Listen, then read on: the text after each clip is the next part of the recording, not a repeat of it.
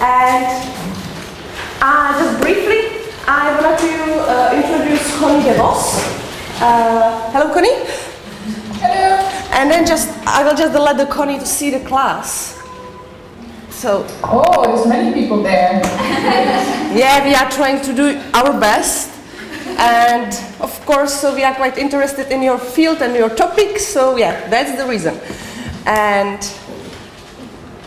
like that, yes. It's mostly girls, or no? Are there also guys? Or there's some men? I can see one. Two, sorry. Great. Welcome especially to the guys then. Three. So, and because of the simultaneous interpreting between English and Czech sign language without Czech translation, so please, for everybody, feel free in a case that you will not understand, even for interpreters, even for people who are doing transcription, please don't hesitate, and it's more than appreciated, just say, stop, please, I do not understand, I need to repeat it, or what does it mean, what is this sign, what is this word? Exactly, this class is for us. So please feel free to make it as much as comfortable as possible. And yeah, and then I will just assist as some tech support on the limits which I'm available. So, Connie, it's your turn and let's magic happen. Okay. Like the deaf and hearing there's limited social differences between the community members. So they all have to contribute to this one task, in this case agriculture, but in another case the gemstone industry, and they have to work together closely. But also all these communities have some type of social cultural adaptations to deafness.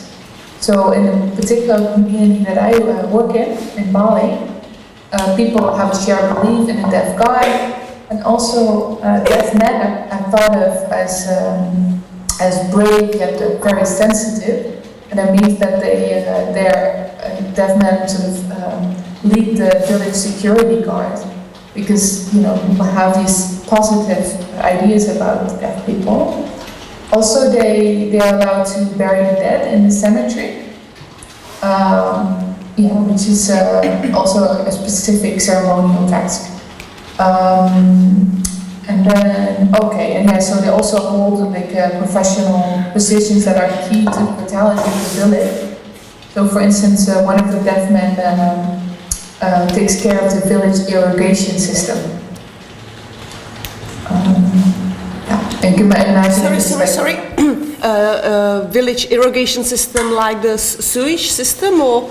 Oh no, I mean water for the plants. Immigration. Sorry, I miss. Oh, okay, my misunderstanding. Yeah. So this is a map that I made in 2010, I think. And this is the whole map is sort of a map of the village, and it's less than a square kilometer.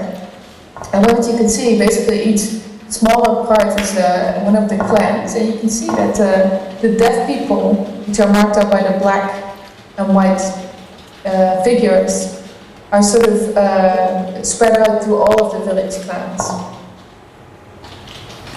And that leads to a situation, since people have all these Hindu ceremonial responsibilities together with their deaf and hearing clan members, this leads to a situation where deaf and hearing people have to interact within their own social groups. And so hearing people also have to acquire the sign language.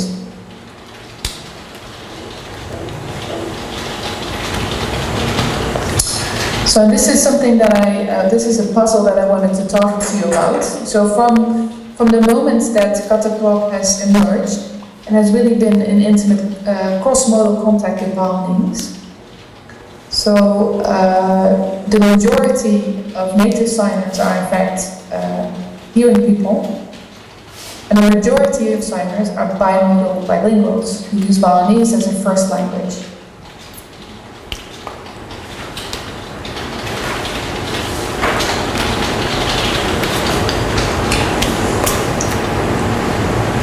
So I'll just show you this with some figures that I took from Ikire Masaja, 2008. he did a survey of the community in the year 2000. Now that's not yesterday, but it's also not very long ago. So here you see a pie chart showing sort of the distribution of the types of signers within the community. So of those 1,250 sign language users, 54% are actually non-native, and they're not fluent either. So they're not the best signers, and usually these are people who have learned to sign later in life. So when they were already adults, they first started to work together with deaf people, for instance in road construction or within the rice fields in other villages, for instance. And so this is when they first acquire sign language. Then there's 36% of fluent signers, and these are the people who might have deaf clan members or close relatives, but are not interacting with deaf signers native, on a daily basis. And then 10% of out-of-the-box signers are in fact native signers. And what's interesting about this is that the amount of native signers within urban signing communities is actually quite similar, I think. But correct me if I'm wrong, but usually people say 5 to 10% of deaf children are born to deaf signing parents. And even if you say 5%, then there might also still be some close relatives and hearing siblings that also acquire the sign language natively. So I think it's a reasonable comparison. In each of these cases there's about 10% of native signers, and that's quite different from spoken languages.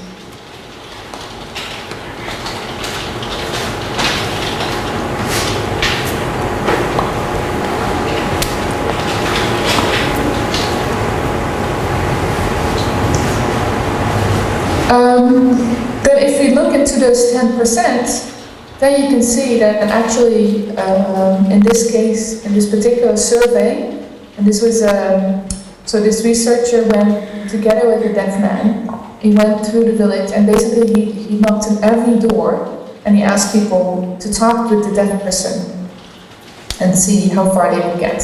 Would they have a very complicated conversation, or would they have to keep it very simple? So in this case, you could see that the fully bimodal bilinguals, the native signers, there's even more than deaf monolinguals.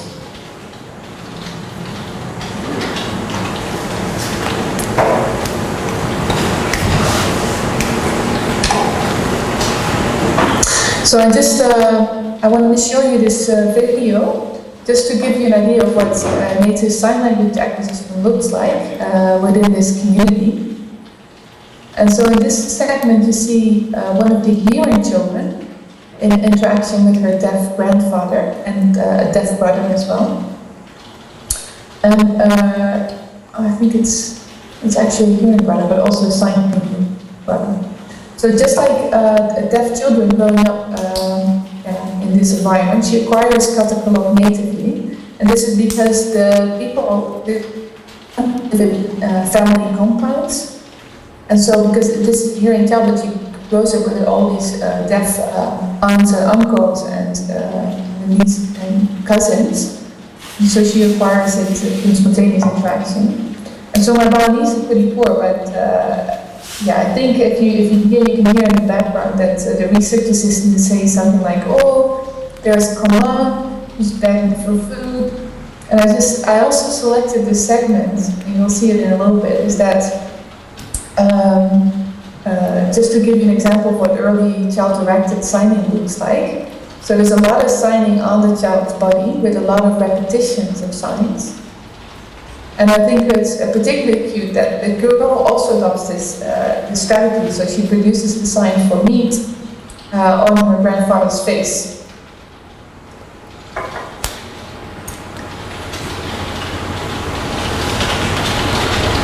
Okay, we're going to see the video first.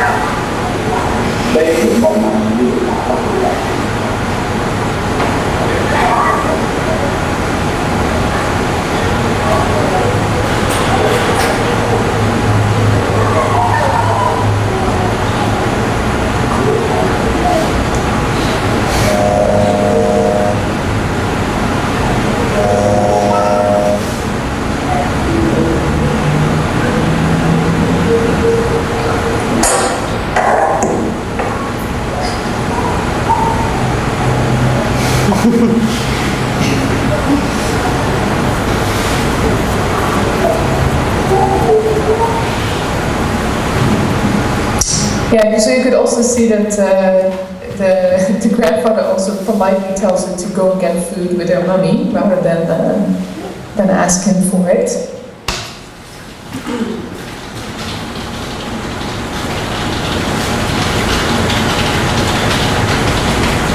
Okay. So I just want to basically summarize a little bit of what we discussed, what I've talked about so far. I think it's important to also point out that although there's all the similarities between deaf villages, there's also some differences between the different communities. So I've just selected 4 of the communities that... Can you just hold for a second? I think that as far as I remember about the chicken sign language, I guess that we had the presentation about the last term. So, yeah, the link the things together. Yeah, right, please go ahead. So if you look at this sort of table, I've just selected some dimensions among which village sign languages differ. So Kathak and Alipur village sign language in South India, they're among the oldest. So the 2 on the right. But Chikan sign language and Asiat Bedouin sign language in Israel, they're among the youngest, more or less. And then also there's major differences in the total community size. So for instance, Alipur village sign language is actually, it has a community of 20,000 people in total. And so it's an amazing, I mean, you can think of it as a village. I mean, that's how people think about it there in India, when they have like, you know, really big cities. But it's not that small at all. So also but the smallest one is probably the Chikan sign language at the moment, where there's 350 deaf and hearing people living together.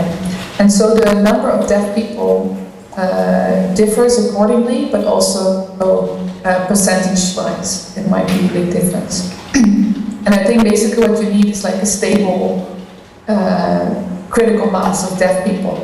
So even if you have just 17 deaf, but you have that over several generations, then it's sufficient for a village sign language to emerge, potentially. So most village sign languages aren't really used in education. And the only exceptions to my knowledge in literature are, in fact, Katakalok, where I set up a deaf unit within the village's elementary school. And then that unit uses Katakalok as a main language of instruction. So these children get mother tongue education.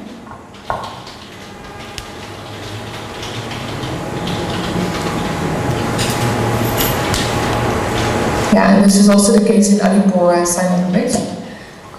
And I think that has had an... Sorry, for Alipur is the same? So they have a deaf unit in a school in India at Alipur? Yeah. Okay, great. Yeah. Yeah. And so, yeah, and then let's say, okay, and then there's all these, yeah, I've already talked about this a little bit. So there's various religions that can lead to the situation, but the key thing is that they usually have a different religion from the majority. So they're somehow socially a little bit isolated. Okay, so I think this is a good moment to ask again whether there's any questions at the moment about what I've talked about so far.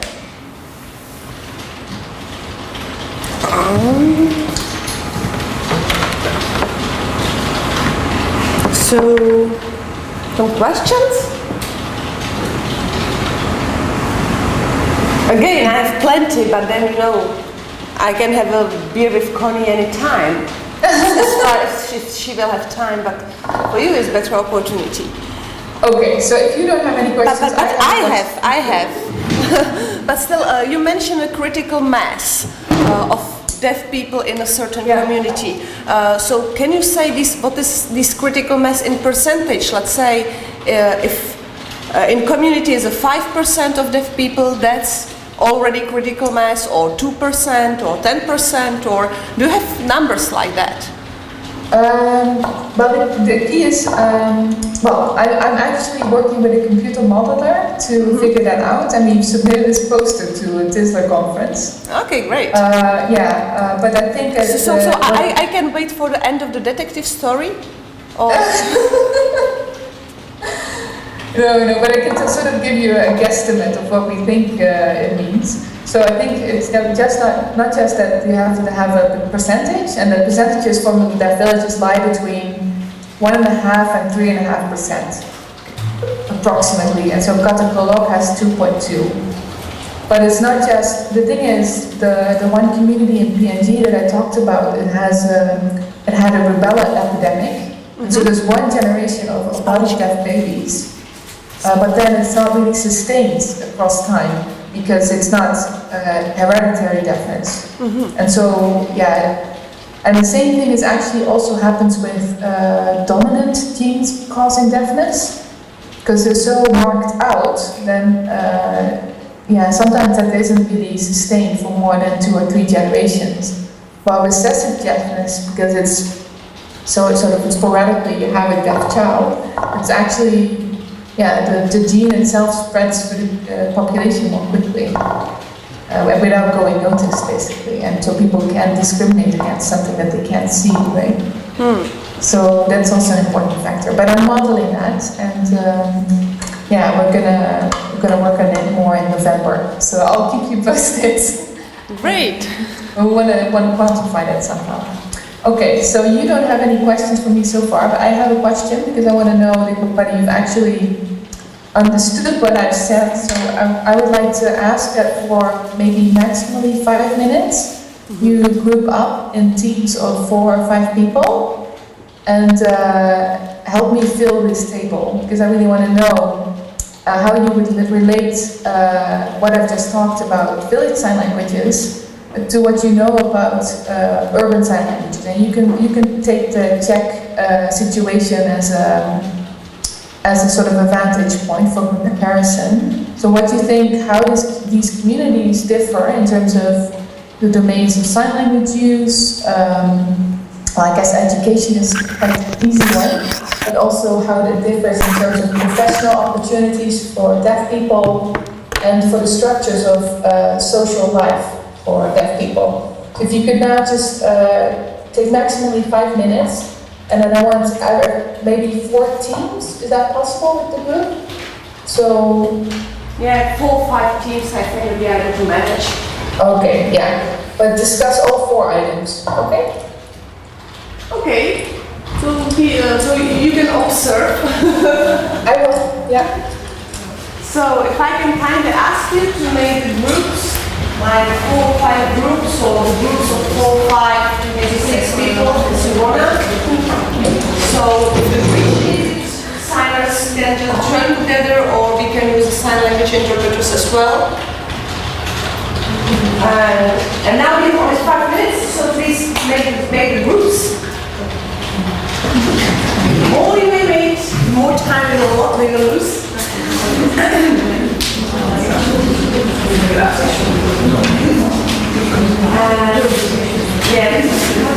So everybody is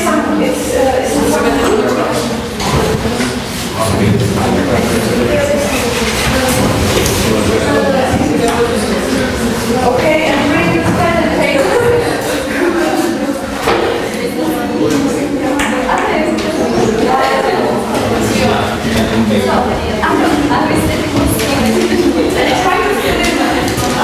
These tables, so there are 2 different columns, like the urban sign languages and village sign languages. So you can count Czech sign language as the urban sign languages, and you can compare it what you know about or to expect or to estimate about the village sign languages. And they are, at the moment they are not available answers, so that we can make. So please go ahead. And in case that somebody will answer this problem.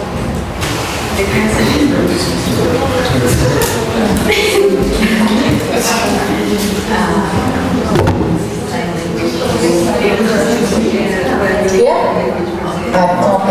That's good.